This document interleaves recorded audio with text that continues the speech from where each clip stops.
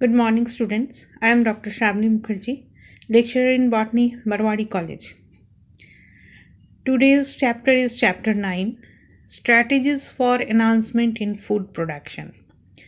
This is the name of the chapter, and Lecture 50.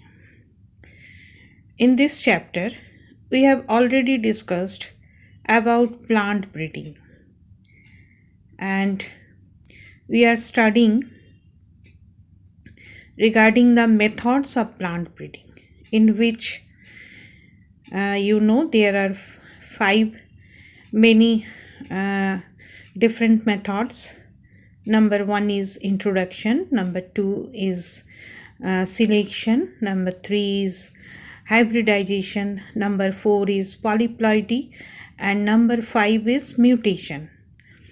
About these 5 methods, we have already completed the selection method, introduction, and the hybridization.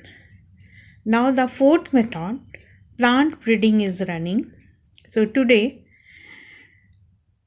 the fourth method is polyploidy breeding. Okay तो polyploidy breeding में students आज हम लोग पढ़ेंगे कि polyploidy breeding कैसे होता है.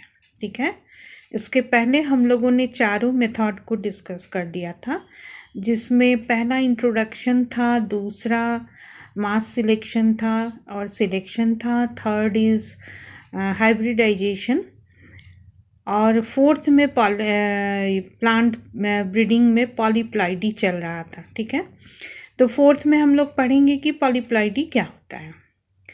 An organism which possesses more than 2 sets of chromosomes is called polyploidy. Several plants are diploid, contain 2 sets of chromosomes. The polyploids may possess following sets of chromosomes: triploid, tetraploid, etc. तो students, polyploidy जब हम लोग plant breeding में use करते हैं तो सबसे पहले हम लोग देखते हैं कि पॉलीप्लॉइडी क्या होता है. तो कोई भी एक ऑर्गेनिज्म जो नॉर्मली क्या होता है, जिसमें 2 सेट्स ऑफ क्रोमोसोम्स रहते हैं, और इसको हम लोग कहते हैं डिप्लॉइड. ठीक है, अगर 2 से ज़्यादा सेट ऑफ क्रोमोसोम किसी भी प्लांट में रहे तो उसको हम लोग कहते हैं पॉलीप्लॉइड. तो पॉलीप्लॉइड क्या हुआ, जब किसी ऑर्गेनिज्म के क्रोमोसोम नंबर में 2 सेट से ज़्यादा क्रोमोसोम हो तो उसको पॉलीप्लॉइड कहेंगे. ओके, पॉलीप्लॉइड में पहले आता है ट्रिप्लॉइड, जिसमें 3n होता है, टेट्राप्लॉइड जिसमें 4n होता है, और इस तरह से ये बढ़ते जाते हैं. Now the polyploid is of 2 types, autopolyploidy and allopolyploidy. What is autopolyploidy? When polyploidy occurs within a species and results due to multiplications of the same set of chromosomes. Autopolyploidy in nature occur by. तो ऑटोपॉलीप्लॉइडी क्या होता है, जब किसी भी polyploid में एक ही species के अंदर में पॉलीप्लॉइडी होता है. ठीक है, तो इसको ऑटोपॉलीप्लॉइडी कहते हैं. ठीक है, और इसमें क्या होता है कि मल्टीप्लिकेशन हो जाता है डिप्लॉइड सेट ऑफ क्रोमोसोम का. अब है कि नेचर में अगर ऑटोपॉलीप्लॉइडी मिलता है तो उसका रीज़न क्या क्या हो सकता है, यानी कि डिप्लॉइड सेट ऑफ क्रोमोसोम ज़्यादा हो गया. ठीक है, तो वो कैसे हो सकता है. नंबर 1 है fertilisation of an egg by more than 1 sperm. Number 2 is failure of meiosis during gametogenesis. Number 3 failure of chromosomal separation during meiosis due to non-formation of spindle. So auto polyploidy can be induced artificially by using colchicine. तो अगर हम देखते हैं कि auto polyploidy जो nature में अक्सर देखा जाता है, उसका क्या कारण हो सकता है, वो अपने आप कैसे हो गया, यानी क्रोमोसोम का नंबर कैसे बढ़ गया। तो एक हो सकता है कि जो एक स्पर्म को फर्टिलाइज करना था, उसके जगह में एक से ज़्यादा स्पर्म से एक फर्टिलाइज हो गया है। दूसरा हो सकता है कि फेलियर हो चुका है किसका, मियोसिस का, जिससे क्रोमोसोम नंबर बढ़ गया। तीसरा हो सकता है कि जब क्रोमोसोमल सेपरेशन हो रहा था मियोसिस के टाइम में, तो उस समय स्पिंडल नहीं बना, जिसके वजह से क्रोमोसोम सेपरेट नहीं हो पाया और क्रोमोसोम नंबर बढ़ गया। ठीक है।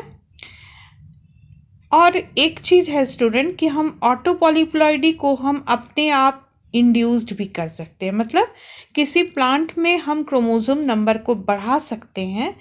तो एक केमिकल है जिसका नाम है कॉल्चिसिन। इससे हम ऑटो पॉलीप्लॉइडी यानी नंबर ऑफ क्रोमोसोम को किसी भी स्पीसीज में बढ़ा सकते हैं। ठीक है। नाउ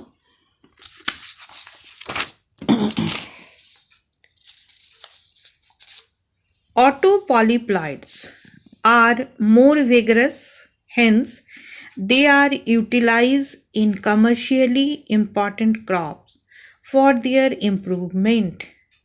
ऑटो पॉलीप्लॉइड्स का एक कैरेक्टरिस्टिक्स होता है कि ये ज़्यादा बड़े बड़े साइज़ के होते हैं।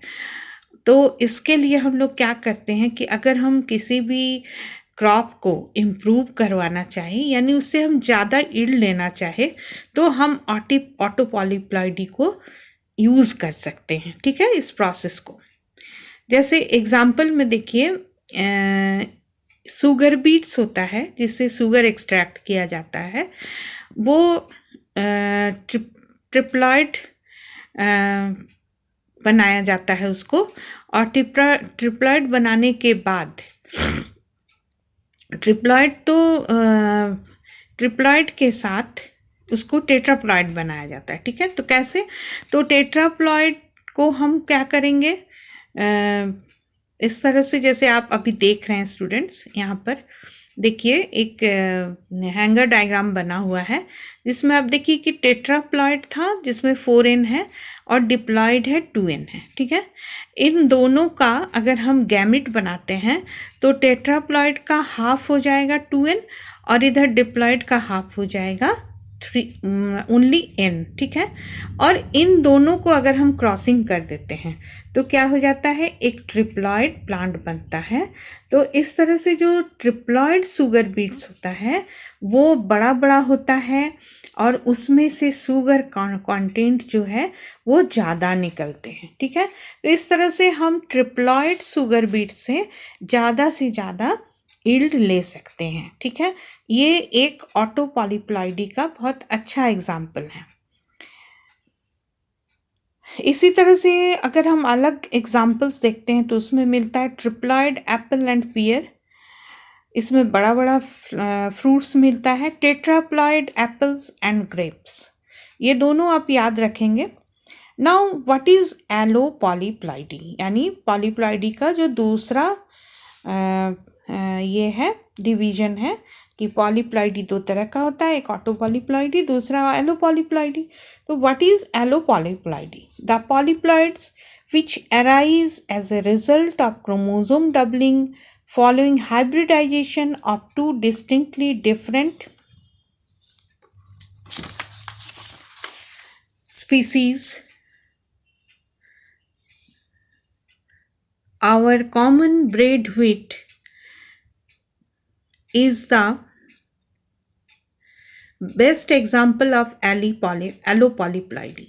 तो एलो पॉलीप्लॉइडी कब कहेंगे? जब हम दो डिफरेंट स्पीसीज को, ठीक है, उनका अगर हम क्रोमोसोम का डबलिंग कर देते हैं तो उसको हम कहेंगे, मतलब कि दो अलग अलग स्पीसीज लेंगे, उनका हाइब्रिडाइजेशन करेंगे और क्रोमोसोम डबलिंग करेंगे, तो उसको हम कहेंगे एलो पॉलीप्लॉइडी। ठीक है, तो बस आप इतना याद रखेंगे, पॉलीप्लॉइडी में डिप्लॉयड नंबर से ज़्यादा क्रोमोसोम होता है और ऑटो पॉलीप्लॉइडी में सेम स्पीसीज में पॉलीप्लॉइडी पाया जाता है, और एलो पॉलीप्लॉइडी में दो अलग अलग जेनेटिकली डिफरेंट स्पीसीज का हाइब्रिडाइजेशन करके उसका क्रोमोसोम नंबर बढ़ाते हैं। ठीक है, now the triticale is the first man-made cereal derived by crossing between wheat triticum and rye. Triticale आप जानते हैं, तो वो एक ऐसा सीरियल है जो मतलब वो अपने आप नेचर में नहीं हुआ था, रादर उसको हम लोगों ने बनाया है, साइंटिस्ट ने बनाया है। जिसको कैसे बनाया गया है, दो अलग अलग स्पीसीज को हाइब्रिडाइज करके। ठीक है, उसमें एक है व्हीट ट्रिटिकम वल्गर और दूसरा है राई सिकेल। ठीक है, इस तरह से ट्रिटिकल सीरियल बना है। कैसे बना है? ट्रिटिकम प्लस सिकेल, इसीलिए दोनों के नाम को मिला के ट्रिटिकेल कहा गया। Origin of wheat, wheat is the best example of polyploid breeding.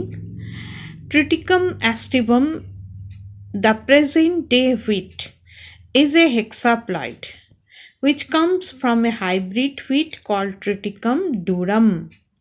तो ट्रिटिकम एस्टिवम जो अभी हम लोग यूज़ करते हैं, जिसका हम लोग जिस गेहूं का हम लोग आटा बनाते हैं, तो वो एक हेक्साप्लॉइड व्हीट है स्टूडेंट्स, और इसको डेवलप किया गया है प्लांट ब्रीडिंग में। और इसका डेवलपमेंट में एलो पॉलीप्लॉइडी का केस है ये, और इसमें देखिए एक हाइब्रिड व्हीट को बनाया गया है जिसमें डेवलप किया गया है। इसको कहाँ से? ट्रिटिकम डूरम नाम के एक टेट्राप्लॉइड व्हीट से। ठीक है, तो जो आज हम लोग खाते हैं ट्रिटिकम एस्टिवम, ये एक हेक्साप्लॉइड व्हीट है, ये याद रखिएगा, 6N है इसका। और ये डेवलप किया गया है एक पहले जो व्हीट होता था जिसका नाम था ट्रिटिकम डूरम, जो कैसा था? टेट्राप्लॉइड व्हीट था। उससे हम लोग हेक्साप्लॉइड व्हीट को बाय एलो पॉलीप्लॉइडी से ये डेवलप किया गया। Okay, thank you students. आप इसको थोड़ा और पढ़ लेंगे और इसके बाद हम लोग फिर नेक्स्ट पढ़ेंगे कि म्यूटेशन का क्या रोल है प्लांट ब्रीडिंग में।